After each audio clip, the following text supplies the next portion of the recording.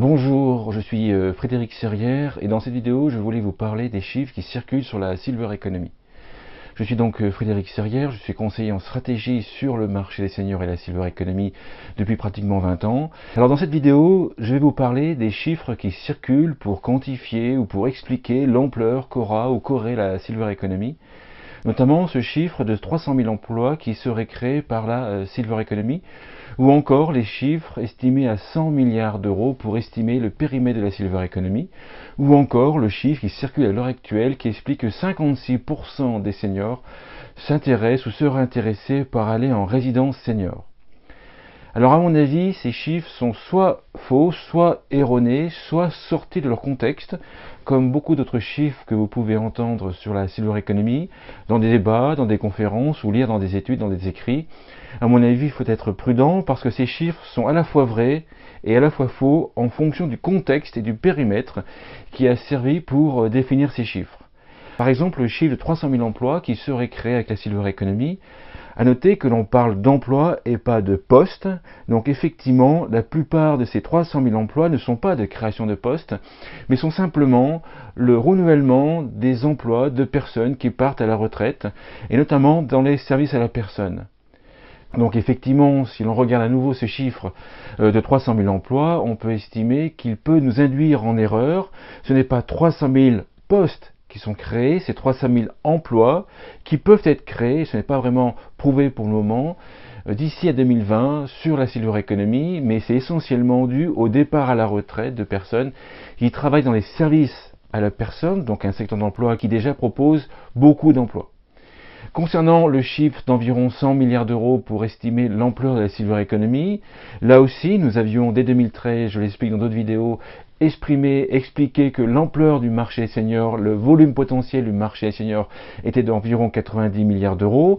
Effectivement, on va s'approcher des 100 milliards d'euros en 2022, mais il y a une condition, mais il y a une explication, c'est que le périmètre qui nous avait servi à quantifier ce marché, c'est pratiquement le marché des seniors, et ce n'est en aucun cas la Silver Economy telle qu'elle est décrite dans le comité de filière, dans les conférences, etc., qui concerne, elle, la Silver Economy, essentiellement les personnes âgées, le maintien de domicile et les établissements pour personnes âgées. Ce chiffre de 90 ou 100 milliards d'euros a été calculé généralement avec un périmètre beaucoup plus large que celui de la Silver Economy, proche du marché senior, en prenant en compte la consommation de l'ensemble des retraités pour des produits qui sont spécifiques ou pas spécifiques destinés aux seniors. Donc on a aussi bien sûr la consommation courante, le tourisme pour les seniors, l'assurance complémentaire senior, l'assurance dépendance, bref, un champ d'activité qui est beaucoup plus large que celui de la Silver Economy.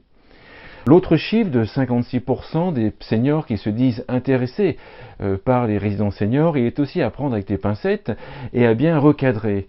Dans les faits, nos études ont toutes calculé qu'environ 4 à 5% des seniors pourraient effectivement aller en résidence senior et iront effectivement en résidence senior, soit 10 fois moins que ce chiffre de 56% de personnes qui sont intéressées. Donc premièrement, il y a une différence entre la réalité et être intéressé par un objet ou un service, par exemple. On s'aperçoit qu'effectivement qu'il y a beaucoup de personnes qui voudraient voyager beaucoup plus, mais on s'aperçoit que la réalité, bien sûr, est inférieure au souhait. Alors je pense qu'il faut prendre du recul, car il y a beaucoup de chiffres qui sont soit faux, soit exagérés, soit sortis de leur contexte, soit définis dans un objectif non pas de quantifier les marchés, mais dans un objectif de communication. Effectivement, si vous êtes dirigeant d'une start-up sur la Silver Economy, pour attirer des investisseurs, vous avez intérêt à un petit peu exagérer votre marché potentiel, exagérer le marché des seniors de façon à pouvoir attirer ces investisseurs. De même, si vous cherchez des distributeurs, par exemple, ou des partenaires, vous avez intérêt des fois à exagérer un petit peu le potentiel de votre produit et le potentiel de votre service. Donc lorsque je vois des chiffres ou lorsque j'entends des chiffres dans des conférences, je suis devenu beaucoup plus méfiant. J'essaye de comprendre comment ce chiffre a été calculé, par quelle méthodologie. J'essaye de me retrouver l'étude qui a servi à définir ce chiffre. J'essaye de comprendre qui publie ce chiffre et quel est son intérêt de publier son chiffre. Est-ce que c'est un chiffre qui est réel? Est-ce que c'est un chiffre qui a servi à une communication pour gonfler un petit peu le marché? Est-ce que c'est un chiffre qui est sorti de son contexte? Bon, bref, comprendre qui a publié ce chiffre, pourquoi, dans quel contexte et comment ce chiffre a été obtenu.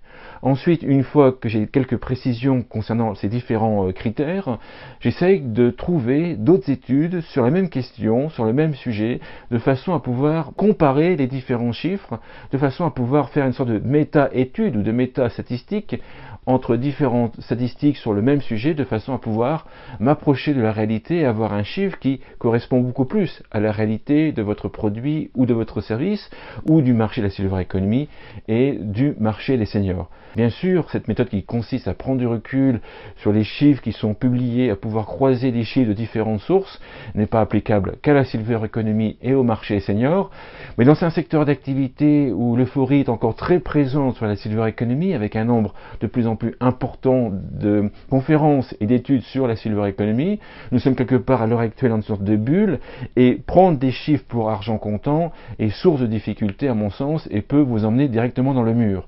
Donc le conseil, c'est prendre du recul par rapport aux chiffres qui sont actuellement sortis de la silver economy, même les chiffres que nous publions nous-mêmes en tant qu'agence de conseil en stratégie sur le marché des seniors. Lorsque l'on publie un chiffre, il y a un contexte, il y a une méthodologie, et il ne faut pas bien sûr généraliser l'ensemble des chiffres à l'ensemble des seniors. Quelquefois, nous publions un chiffre qui correspond à une typologie très précise de seniors, et il faut lire bien sûr la méthodologie qui est généralement indiquée à la fin des articles lorsque nous publions ce genre de chiffres. La difficulté, c'est que lorsque l'on publie un chiffre avec un texte, un communiqué de presse par exemple, et en bas la méthodologie qui a été employée, bien souvent les médias et les journalistes ne publient que le chiffre avec la source en oubliant la méthodologie. Et si l'on oublie la méthodologie, on peut aboutir à des conclusions qui sont fausses par rapport à des chiffres que nous pourrions bien sûr sortir, chiffres qui sont vrais dans un certain contexte et qui peuvent être moins exacts dans d'autres contextes. Donc voilà ce que je voulais vous dire dans cette vidéo à propos des chiffres qui circulent actuellement sur la silver economy. Je dirais simplement prudence. Enfin, je voulais terminer cette vidéo par vous présenter un programme que nous avons développé qui mixe à la fois le coaching et le consulting et qui vous permet d'augmenter assez fortement votre chiffre d'affaires. Donc c'est un programme qui est garanti puisque nous nous engageons aux résultats de chiffre d'affaires que nous aurons défini avec vous. Si dans quelques cas ce chiffre d'affaires n'est pas atteint, bien sûr nous nous engageons à rembourser l'investissement que vous aurez pu faire chez nous sur cet accompagnement en question. Bien entendu, il n'y a pas de miracle, ce programme en question ne fonctionne pas dans tous les cas de figure. Il faut deux conditions. La première est que votre produit ou votre service doit être vraiment bien conçu, doit vraiment répondre à une demande des seniors. Et deuxième condition, c'est que votre caractère doit correspondre, doit être cohérent avec notre programme. C'est pour cela que nous sélectionnons les dossiers sur lesquels nous proposons ce programme. Si vous voulez en savoir plus sur notre programme qui mixe coaching, consulting, vous pouvez me contacter à l'email qui va s'afficher à la fin de cette vidéo. En tout cas, je vous remercie d'avoir regardé cette vidéo jusqu'à la fin. Merci beaucoup.